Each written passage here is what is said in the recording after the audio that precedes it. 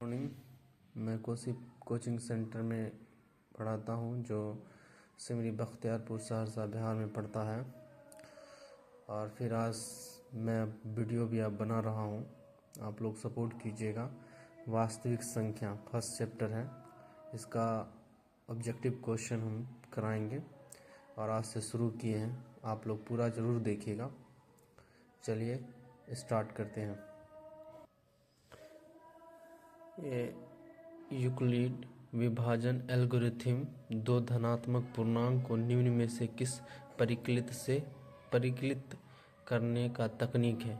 मतलब यूक्लिड विभाजन algorithm first chapter में आपको पढ़ने के लिए मिलेगा। तो उसमें बोला गया है कि इसमें किसको परिकलित किया जाता है, किसको दिखाया जाता है निकाल के। तो यूक्लिड विभाजन एल्गोरिथम में हम लोग मौसों को निकालते हैं। मौसों का मतलब होता है एचसीएफ, मौसों का मतलब होता है एचसीएफ। तो हम लोग एचसीएफ निकाल के बताते हैं कि क्या होगा। उसके बाद दूसरा क्वेश्चन है, दो परिमेय संख्याओं के बीच अधिकतम कितनी परिमेय संख्या हो सकती है।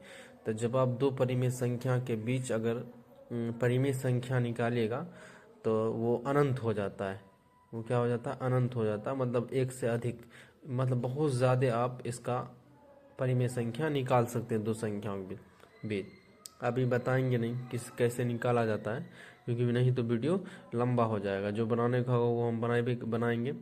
उसके बाद तीसरा क्वेश्चन है, किसी धनात्मक पूर्णांक a तथा b के और a b का मौसो मतलब होता है एचसीएफ, a b का लॉसो निम्न में से किसके बराबर है। हाँ, ये क्वेश्चन को आप लोग अच्छा से ध्यान दीजिएगा कि तो ये बनाते हैं हम। इसमें होता है कि मौसो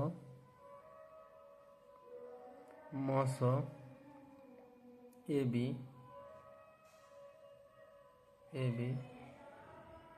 गुना लॉसो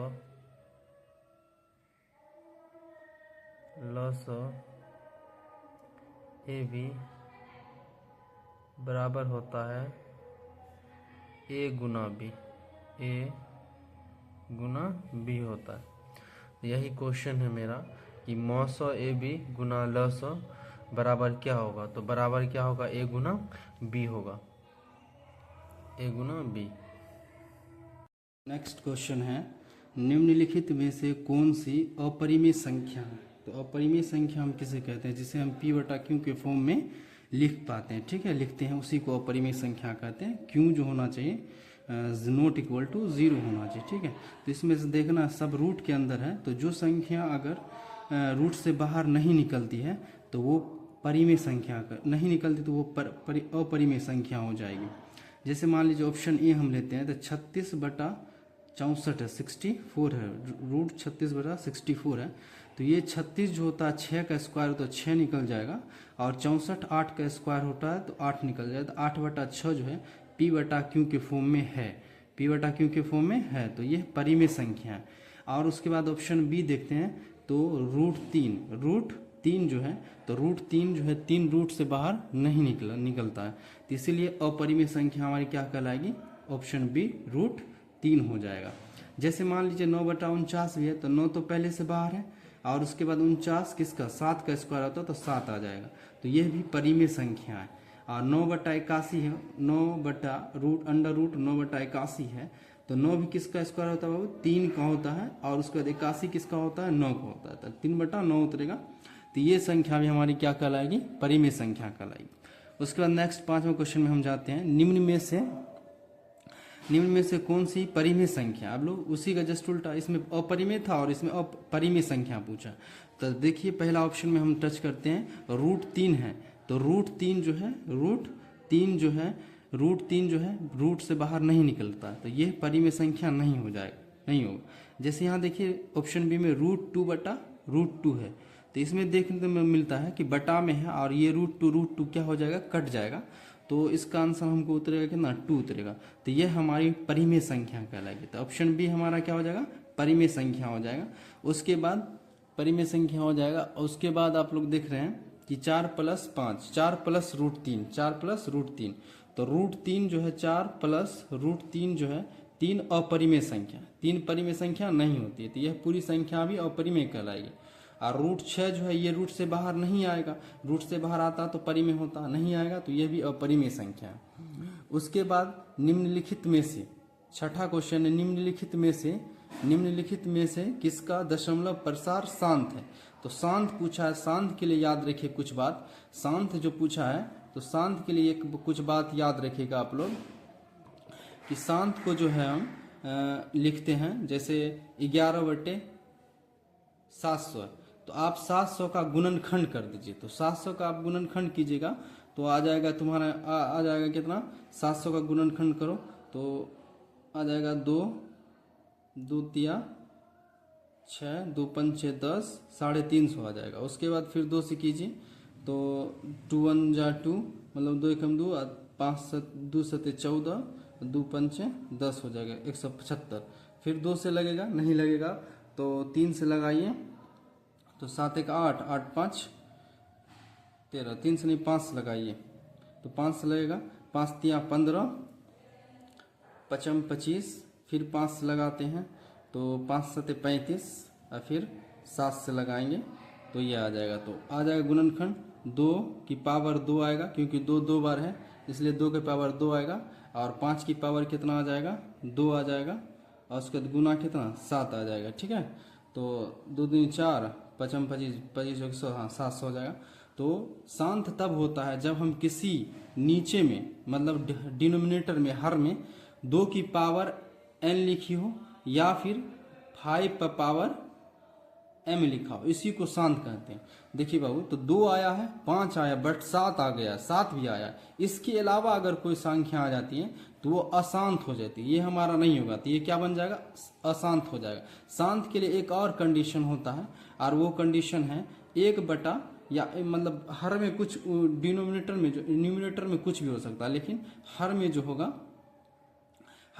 हमेशा 2 पर पावर n के रूप में लिखा जाए, या फिर 5 पर पावर m के रूप में, इस तीनों फॉर्म में अगर लिखा जाता है तो हम उसको शांत कहते हैं, उसको हम क्या कहते हैं, शांत कहते हैं। चलिए अगला देखते हैं। तो ये वाला भी आप इसको अभी गुणनखंड कीजिएगा तो ये नहीं होगा शांत।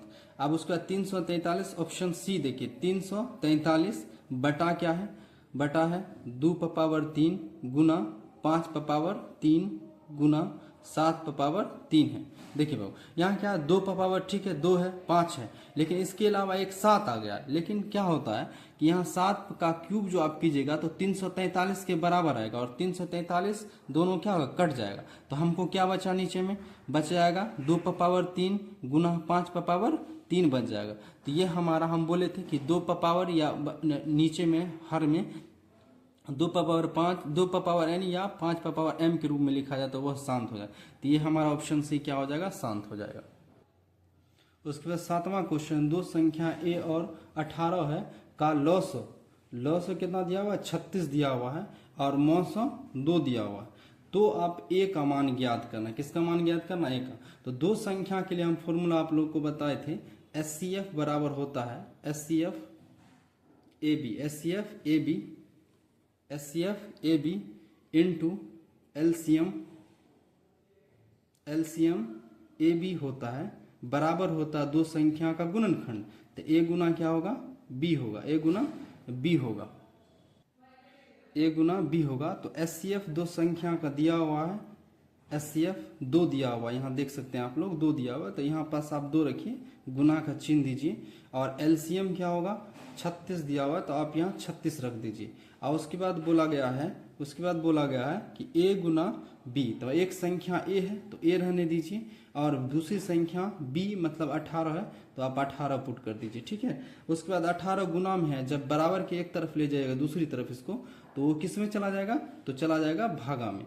तो 18 बटे में चला आएगा, बराबर क्या बच जाएगा, इधर A बच जाएगा। ठीक है, तो आप काट दीजिए, 18 दूनी 36, तो 2 दूनी 4, तो हमारा A का मान क्या आ जाएगा, 4 आ जाएगा।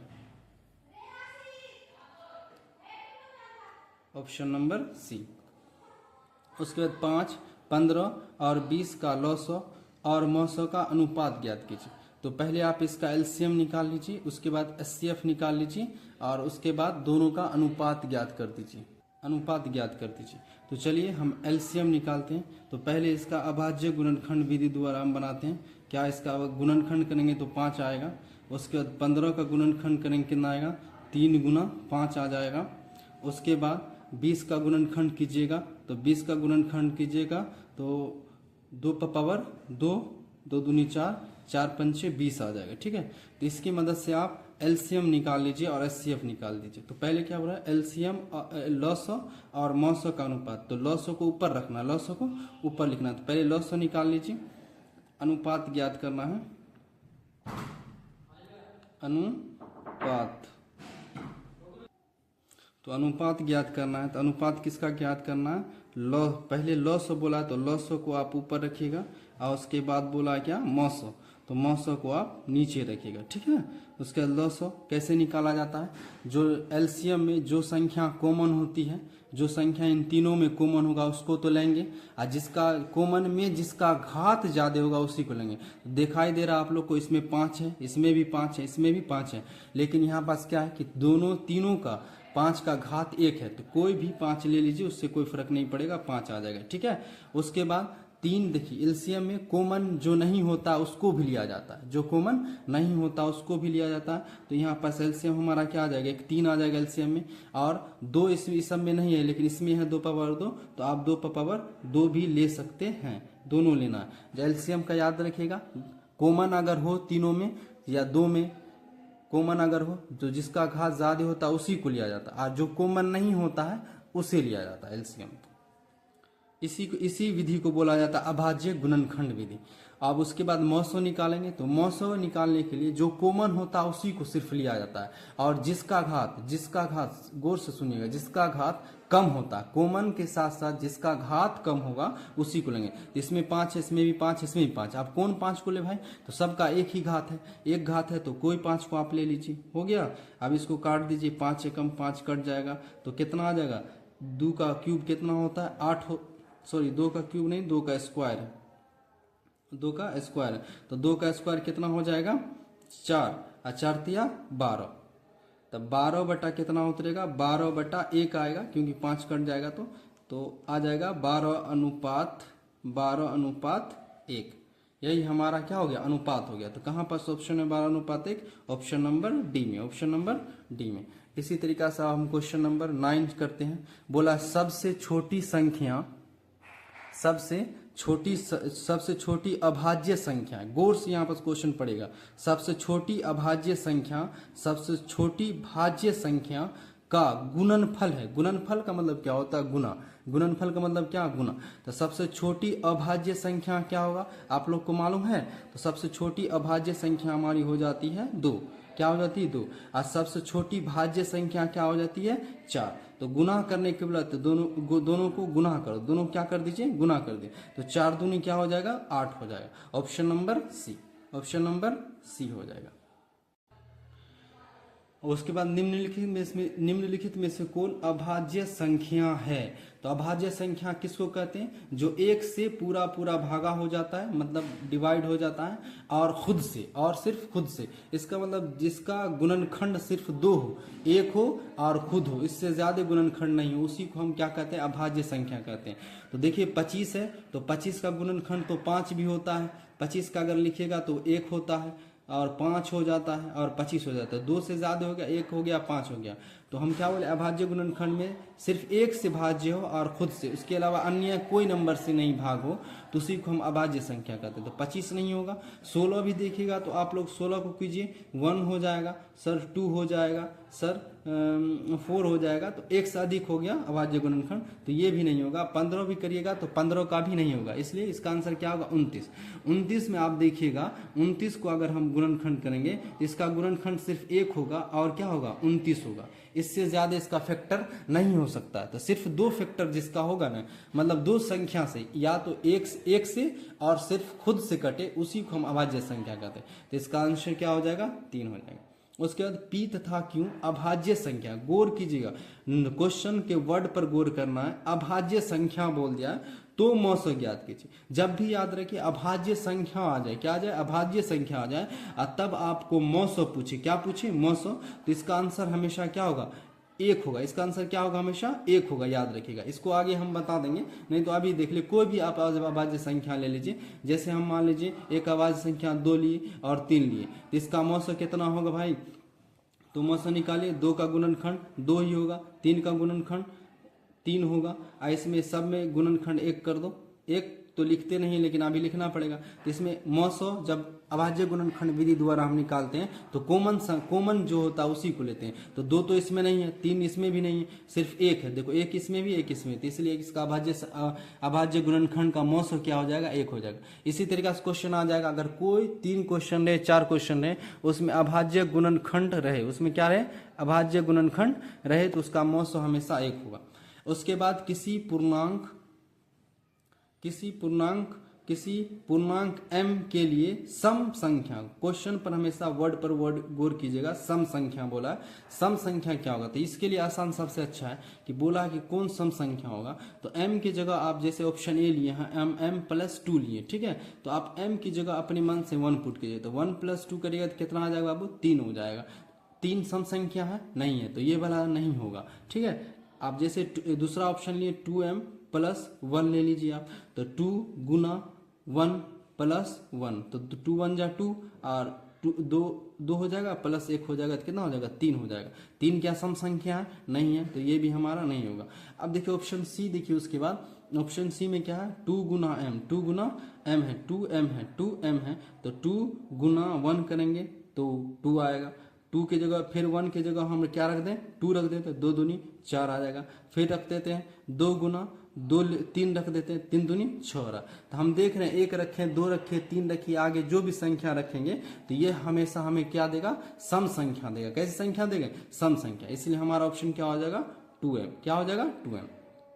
उसके बाद यहाँ एक रेकरिंग वाला क्वेश्चन है, 3.27 पर रेकरिंग है। तो आप बोला ये परिमेय संख्या है कि अपरिमेय संख्या है। तो चलिए रेकरिंग को हम सोल्व करके आप लोगों को बता देते हैं कि कैसे सोल्व होता है। रेकरिंग को सोल्व करने के लिए सीख जाइए। जैसे मान लीजिए 3.27 है, 3.27, इसको सोल्व कैसे किया जाता है? आप 370 जो आपको दिखाई दे रहा है नंबर, पॉइंट को, रेकरिंग को हटा के, उसके बाद तो आप पढ़िएगा तो क्या पड़ेगा? 327 पड़ेगा। उसके बाद इसमें से घटा देना है। आप घटाना किसको? जिस पर रेकरिंग नहीं है। तो किस पर रेकरिंग नहीं है? 3 पर रेकरिंग नहीं है, तो आप 3 इसमें से क्या कर दीजिए? घटा दीजिए। 3 घटाने के बाद बटा करिए, बटा करने के बाद कितनी संख्या पर रेकरिंग है? तो सर 2 संख्या पर रेकरिंग है, तो 2 9 उतार दीजिए। चलो अब इसको सोल्व कर लो, आंसर आ जाएगा। तो 327 में से 3 जाएगा, कितना बचेगा? 324 बटा 99। तो आप इसको काट लीजिए, काटने का तो काट लीजिए, लेकिन हमको ऐसे ही पता चल रहा है कि अभी कटेगा भी तो हमको कैसी संख्या देगी? परिमेय संख्या। कैसी संख्या? यह एक परिमेय संख्या। यह कैसी एक संख्या है? यह एक परिमेय संख्या है। उसका नेक्स्ट 14 नंबर क्वेश्चन, निम्न में से कौन अपरिमेय संख्या नहीं है?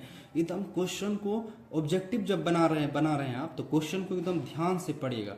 नहीं पूछा तो नहीं पूछा, इसका मतलब परिमेय संख्या नहीं है। तो सब कोई एक ऐसी संख्या होगी जो परिमेय संख्या होगी। जैसे 10, रूट 10 अगर लेंगे तो 10 बाहर रूट से नहीं निकलेगा, तो यह एक अपरिमेय संख्या, हमको नहीं पूछा। रूट 24 लीजिएगा तो रूट 24 का भी आप गुणनखंड कीजिएगा, तो 2 गुना 2 और गुना क्या आएगा? 3 आएगा, ठीक है। तो यहाँ पास एक तो रूट बाहर चला आएगा, लेकिन ये इस दोनों का जोड़ा नहीं मिला, तो ये अंदर ही रह जाएगा। तो ये भी कैसी संख्या है? अपरिमेय संख्या, तो ये भी नहीं हुआ। रूट 121, तो रूट 121 को आप क्या लिख सकते हैं? अंडर रूट 11 गुना 11, मतलब 121 जो है 11 का क्या है? स्क्वायर है। तो जोड़ा मिल गया, 11 कहाँ आ जाएगा? बाहर। और जब 11 बाहर आ गया तो 11 अब कैसी संख्या लग रही? परिमेय संख्या लग रही। तो हमारा ऑप्शन क्या होगा? Option C, root 121। उसके बाद निम्न में से किस परिमेय संख्या का दशमलव प्रसार शांत है?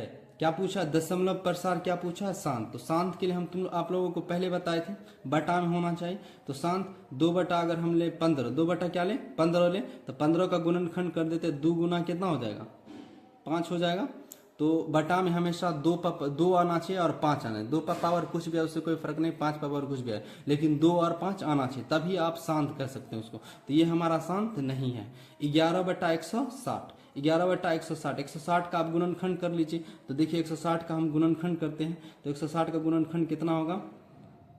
160 का गुणनखंड करके देखते हैं तो 2 80 आ जाएगा। फिर गुणनखंड कीजिए 2 से तो कितना आ जाएगा 40 आ जाएगा। फिर 2 से भागा कीजिए इसको तो 20 आ जाएगा। फिर 2 से कीजिए भागा तो आ जाएगा 10 आ जाएगा। फिर 2 से कीजिए भागा तो 5 आ जाएगा। फिर 5 एकम 5 हो जाएगा। तो 2 कितनी बार है 1 2 3 4 5। 2 कितनी बार है 5 तो 2 का पावर 5 हो जाएगा गुना 5 कितनी बार है 1 बार। तो यही हमारा क्या हो जाएगा शांत हो जाएगा, क्योंकि हम शांत के लिए बोले हैं बटे में हमेशा कैसा होना चाहिए 2 गुना 5 होना चाहिए। पावर कुछ भी रहे उससे कोई फर्क नहीं पड़ता है, 2 गुना 5 होना चाहिए। तो यही हमारा क्या हो जाएगा शांत हो जाएगा, यही हो जाएगा शांत। ठीक है, नेक्स्ट क्वेश्चन देखते हैं। नेक्स्ट क्वेश्चन है यदि 65 तथा 117 का मौसो इतना है के रूप में है तो m के रूप में बोला, मतलब ये जो दिया हुआ मौसो ही दिया हुआ है लेकिन रूप है, एक क्या है रूप है, तो m का मान निकालिए। तो ऐसा कीजिए आप लोग 65 और 117 65 और 117 का मौसो आप बस ज्ञात कर दीजिए, आपका आंसर आ जाएगा। तो एक तो आपको लग रहा होगा 13 पचे 65 होगा, 5 गुना 13। ठीक है, उसके बाद 17 का कीजिएगा तो 17 का कितना आएगा, उसके बाद कैसा आएगा 9 13 मतलब 13 9 117 आ जाएगा। तो 3 पर पावर 2 आ जाएगा गुना 13 आ जाएगा। ठीक है, तो मौसम में हम क्या बोले कॉमन को लिया जाता है, तो इसमें कॉमन क्या है 13 है। तो हमारा मौसम क्या हो जाएगा, मौसम हो जाएगा हमारा मौसम 13 हो जाएगा। ठीक है, तो लेकिन हमको m का मान निकालना है, तो मौसम का एक रूप दिया हुआ है 65 m माइनस 117 बराबर कितना 13। ठीक है, तो अब माइनस 117 उधर जाएगा तो प्लस में बदल जाएगा, तो 65 m बराबर हो जाएगा 13 प्लस 117 तो 65 m बराबर हो जाएगा। फिर उसके बाद 13 प्लस 117 कीजिएगा तो 130 मतलब 130। तो m बराबर आ जाएगा क्या 130 बटा 65, क्योंकि 65 गुना में इधर आएगा तो बटा में चला जाएगा। तो 65 दूनी हो जाएगा 130। 2 आया, m का मान कितना है 2, तो आप यहाँ पर 2 टिक कर दीजिए। उसके बाद क्वेश्चन क्या, यदि a और b एक अभाज्य संख्या है। क्वेश्चन हमेशा पहला चैप्टर जब आप पढ़ते हैं तो क्वेश्चन को गौर से पढ़िएगा। अभाज्य संख्या क्योंकि आसान क्वेश्चन होता है, अभाज्य संख्या है तो a और b का लॉसो पूछा है। क्या पूछा है लॉसो, तो लॉसो अगर पूछा है तो लॉसो में याद रखिए जब भी अभाज्य संख्या हो और लॉसो पूछे तो हमेशा उसका लॉसो अगर आप निकालिएगा तो उसका लॉसो आपको क्या मिलेगा, जो संख्या होगी वही हो जाएगा। तो a गुना b, तो a गुना b हमारा इसका लॉस हो जाएगा। अगर इसी में मौसो पूछता तब क्या होता, पीछे हम पढ़ाए थे, अगर मौसो पूछता अभाज्य संख्या मौसो पूछता तो अब क्या मारते एक आंसर मारते। उसके बाद नेक्स्ट है 18 नंबर क्वेश्चन, लगातार संख्याओं का मौसो। लगातार संख्या मतलब यहाँ ये नहीं बोला है कौन सी संख्या, बस लगातार संख्या। तो लगातार संख्या हम 1 और 1 लेंगे और क्या लेंगे 2 लेंगे। तो 1 और 2 का अगर मौसो निकालेगा तो हमेशा 1 होगा, क्या होगा 1 होगा इसका आंसर। याद रखिएगा लगातार संख्या जब भी लिखी रहे तो उसका मौसो क्या होगा 1 होगा। उसके बाद 96 का अभाज्य गुणनखंड क्या होगा, मतलब 96 का अभाज्य गुणनखंड करके बताना है। तो 96 का अभाज्य गुणनखंड इसी तरीका से किया जाता है, 2 से लगाइए, 2 से लग रहा है क्योंकि, तो 2 चौके 8, 2 8 16, फिर उसका 2 से लगाइए 2 दूनी 4, 2 चौके 8, फिर उसके बाद लगाइए 2 एकम 2, 2 दूनी 4, फिर लगाइए 2 छके 12, फिर लगाइए 2 से लगाइए 2 तिया 6, फिर लगाइए 3 एकम 3 हो जाएगा। ठीक है, तो कितनी बार आया 2, 1 2 3 4 5, तो 2 का पावर कितना होगा 5 होगा, 2 का पावर 5 चला जाएगा गुना और क्या आया 1 3 आया 3, तो कहाँ पास ऑप्शन सी ऑप्शन 2 का पावर 5 गुना 3, तो यही हो गया अभाज्य गुणनखंड। उसके बाद दो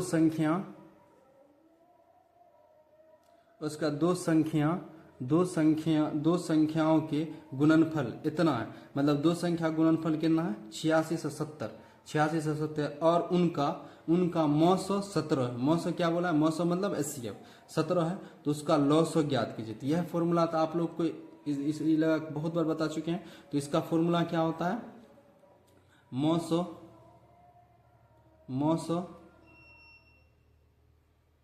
2 संख्या AB का मौसो गुना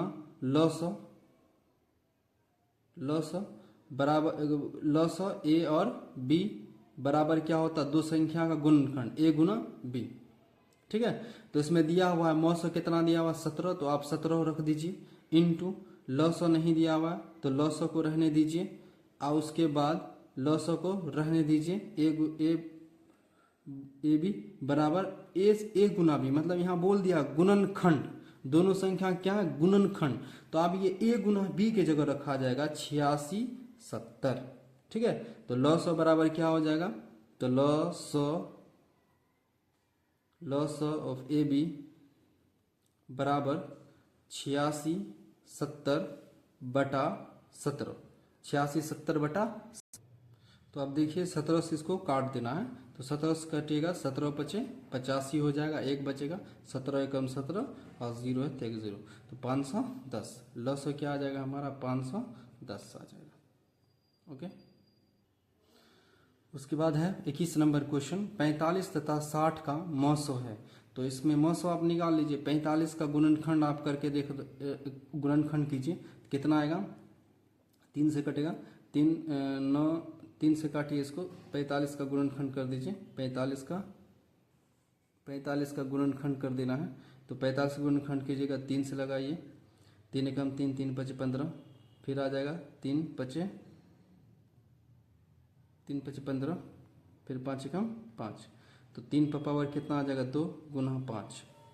ठीक है, इसी तरीका से आप जो है इसका भी ज्ञात कर लीजिए, 60 का कर दीजिए, तो 60 का क्या आ जाएगा, 60 का आ जाएगा 2 का पावर 2 गुना 3 और गुना 5 आ जाएगा, 2 दूनी 4, 4 तिया 12, 12 पंचे 60 आ जाएगा। ठीक है, यही गुणनखंड, इसी कहते हैं अभाज्य गुणनखंड।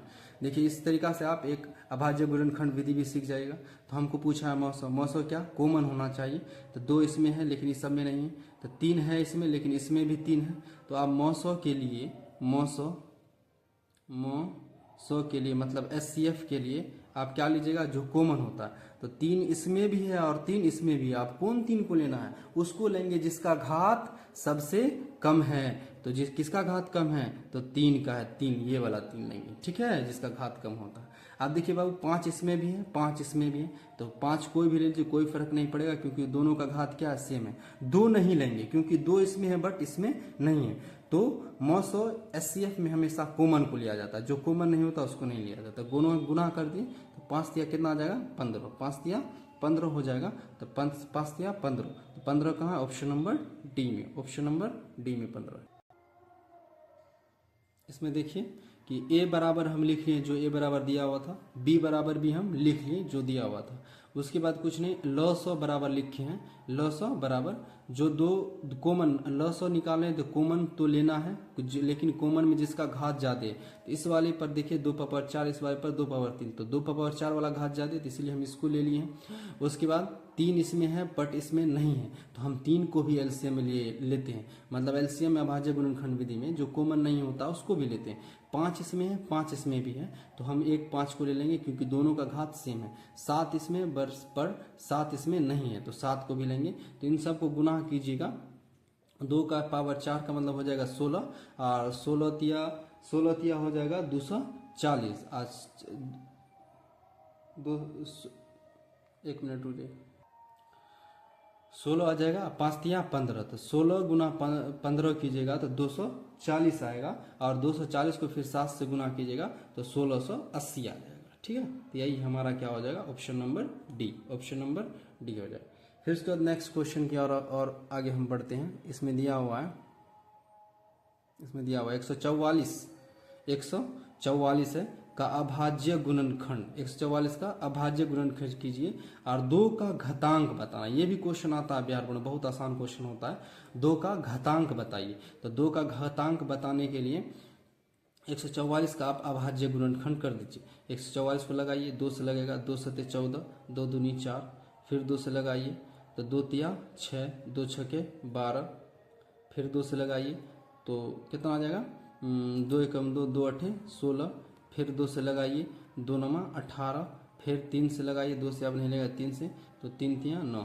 ठीक है, अब उसके बाद देखना हम 2 का घातांक, तो 2 कितनी बार आया 1 2 3 4, 4 बार 2 आया, तो 2 का पावर क्या हो जाएगा 2 का पावर 4 हो जाएगा। 2 का पावर 4, 2 का घात पूछा, 2 का घातांक, इसी को हम कहते हैं घातांक। तो ऑप्शन नंबर क्या हो जाएगा 4।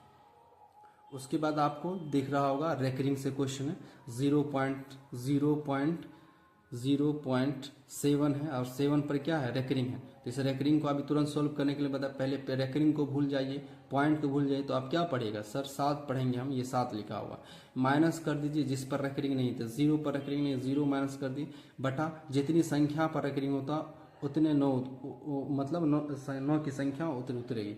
एक संख्या पर रेकरिंग है तो 1 9 उतरेगा, मतलब 1 9 उतरेगा। ठीक है, तो 9 में से 7 जाएगा, क्या हो जाएगा 0, 7 में से 9 जाएगा, 7 में से 0 जाएगा तो 7 बजेगा बटा 9, तो 7 बटा क्या हो जाएगा 9, ऑप्शन नंबर ए। उसके बाद देखिए फिर से रेकरिंग का क्वेश्चन है, 0.13 पर क्या है रेकरिंग है। तो फिर से हम बोले कि पॉइंट हटाइए, रेकरिंग हटाइए, तो क्या देखने में लग रहा है सर 13 में से घटा दीजिए किसको, 0 को घटा दीजिए, क्योंकि जिस पर रेकरिंग नहीं होता उसको घटाते हैं। और कितनी संख्या पर रेकरिंग, 1 2 पर, तो आप 9 कितनी उतारेगा, कितनी बार उतारेगा, 2 बार उतार दीजिएगा। ठीक है, तो 13 आ जाएगा बटा कितना आ जाएगा 99 आ जाएगा। तो 13 बटा 99 कटेगा नहीं, कटेगा तो काट लेंगे, यहाँ कटेगा नहीं, तो ऑप्शन नंबर क्या हो जाएगा हमारा बी हो जाएगा। इस बार देखिए दो संख्या का मौसो 27 है और उसके बाद लौसो 162 है। ठीक है, 162 है। तो उनमें से एक संख्या, यदि उनमें से एक संख्या 54 है, एक संख्या क्या दिया हुआ 54, तो दूसरी संख्या ज्ञात कीजिए। तो दूसरी संख्या ज्ञात करना, इसके लिए वही फॉर्मूला आता है कि मौसो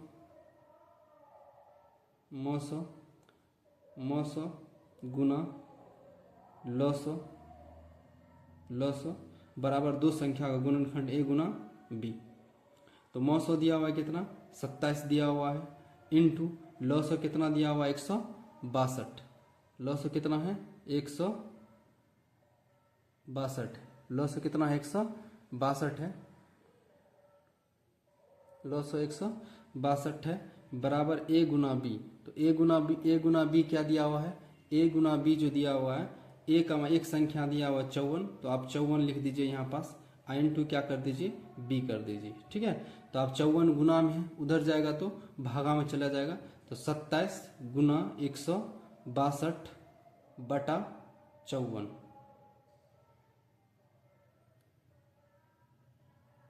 बराबर b। तो आप काट दीजिए, 9 से काटिए, न छाके 54, 9 से इसको काटिए तो 9 तिया 27 हो गया। उसके बाद फिर 3 एकम 3, 3 दूनी 6, फिर 2 से इसको काटिए, 2 8 16, 2 एकम 2, कितना आया 81। तो b का मान कितना आ गया 81। तो 81 किस में है, 81 है ऑप्शन नंबर डी में, ऑप्शन नंबर डी में। इस क्वेश्चन से क्वेश्चन आता है तो याद रखिए। उसके बाद दो लगातार सम संख्या, यहाँ ध्यान दीजिएगा, सम संख्या इस बार बोला है, सम संख्या का मौसो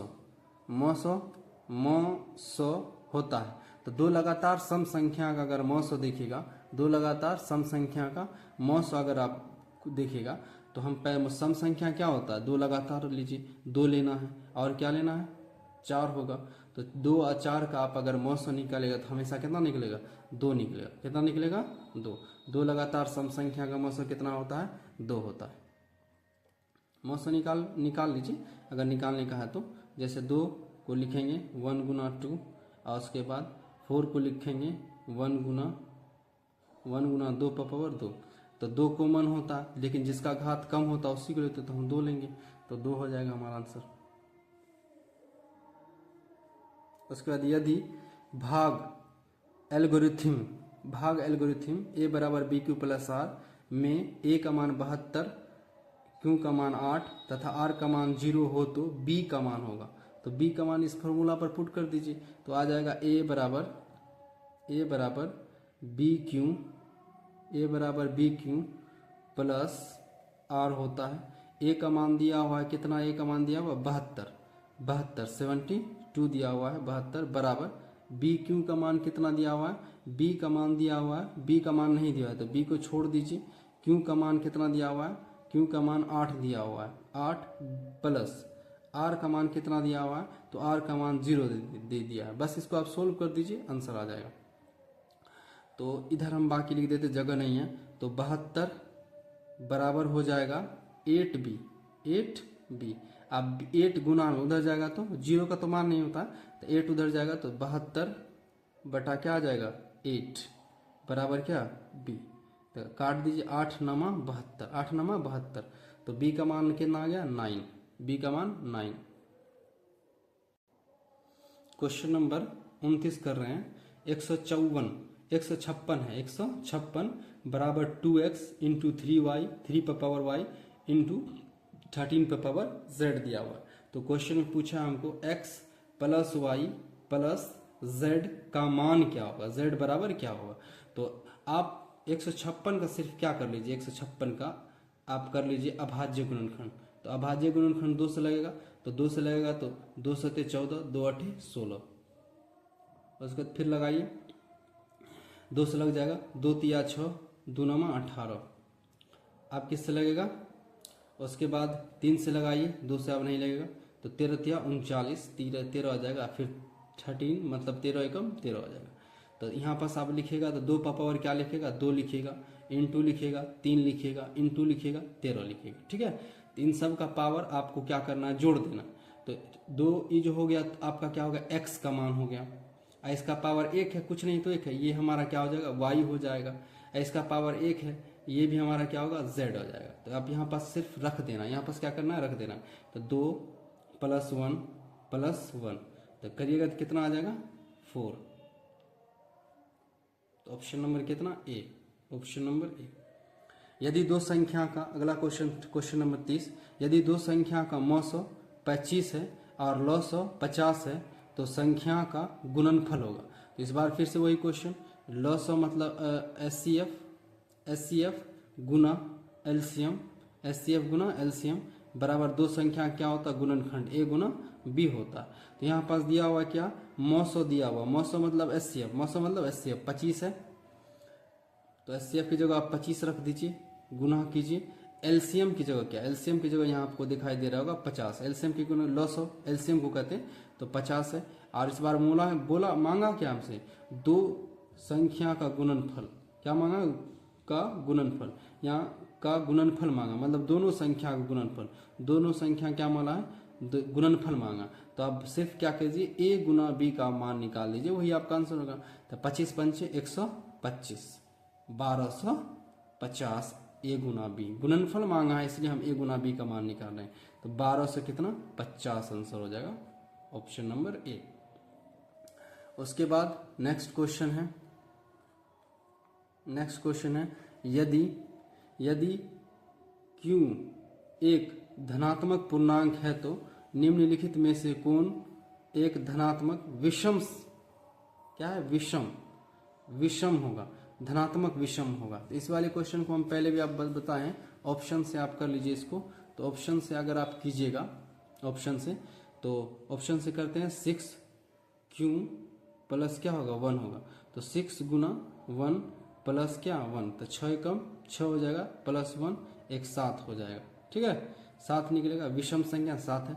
एक बार और लेकिन रख के देख लेते हैं हम, एक बार और रखते हैं। तो एक बार और रखेगा तो 6 गुना 2 रखेंगे, प्लस क्या रखेंगे 1 रखेंगे, तो 6 दूनी 12 और 1 कितना हो जाएगा 13 हो जाएगा। तो ये हमारा कैसी संख्या दे रही है, यह एक विषम संख्या दे रहे हैं। इन सब में रखेगा तो यही विषम संख्या नहीं देगी, तो हमारा ऑप्शन क्या हो जाएगा ए, ऑप्शन ए। हमेशा इस वाले क्वेश्चन को ऑप्शन से बनाना। तो आज हम पहला चैप्टर का आप लोगों को ऑब्जेक्टिव डिस्कस कर दिए हैं। आप नेक्स्ट चैप्टर मतलब चैप्टर नंबर 2 बहुपद का भी ऑब्जेक्टिव आप लोग को यूट्यूब पर दे दिया जाएगा कुछ दिन में। और देखने के लिए थैंक यू। आप लोग देखिएगा, कमेंट भरपूर कीजिएगा, जितना कमेंट और लाइक कीजिएगा। Thank you.